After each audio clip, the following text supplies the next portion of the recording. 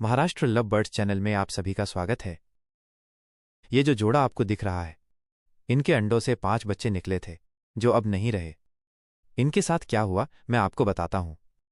जब वे चारों मर गए तो मैं उनकी वीडियो नहीं बना पाया, लेकिन जब ये मर गया तो इसकी वीडियो बनाना ज़रूरी था ताकि जो गलती हमसे हुई वो आपसे न हो। तो जब भी मटकी में बच्चे हों तो जोड़े को कॉर्नफीड न कराएं, इसलिए कि वे अपना खाना बच्चों को खिलाते हैं जिससे उन्हें मोशन लग जाते हैं।